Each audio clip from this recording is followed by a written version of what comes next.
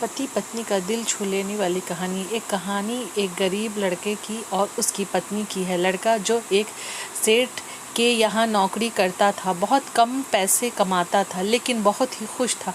उसकी पत्नी बहुत सुंदर थी, जिससे वह बेइंतहा प्यार करता था। उसकी पत्नी के बाल बहुत ही लंबे व सुंदर थे। वास्तव में वह अपनी पत्नी के बालों को बहुत पसंद करता था।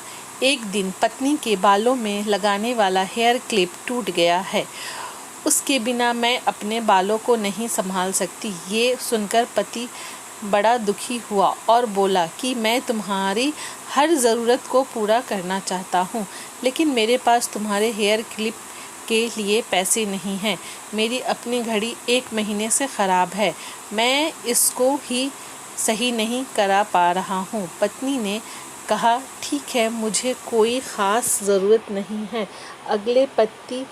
अगले दिन पति काम पर जा रहा था, लेकिन उसके मन में वही बात चल रहा है कि मेरी पत्नी ने पहली बार मुझसे किसी चीज़ की कहा था, लेकिन मैं उसको भी पूरा नहीं कर पाया। फिर उसका ध्यान अपनी ख़राब घड़ी पर पड़ी और उसे घड़ी सुधारने वाली दुकान पर जाकर कुछ रुपए में बेच दी। घड़ी ख़राब थी, इसलिए कुछ ज़्यादा रुपए की नहीं गई, लेकिन जितने रुपए का क्लिप आता उतने रुपए मिल गए थे।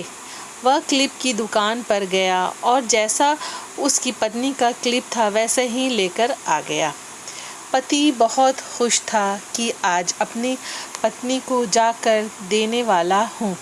पति घर पहुंचा तो देखा कि उसकी पत्नी के जो लंबे सुंदर बाल थे वो बिल्कुल छोटे करवा लिए हैं।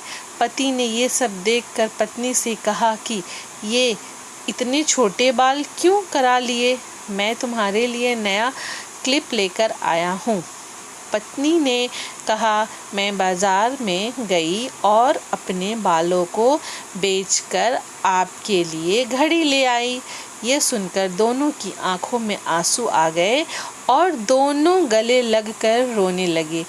ये छोटी सी कहानी हमें ये सिखाती है कि कोई भी कार्य हो, अगर उसे हम मन लगाकर करते हैं तो हम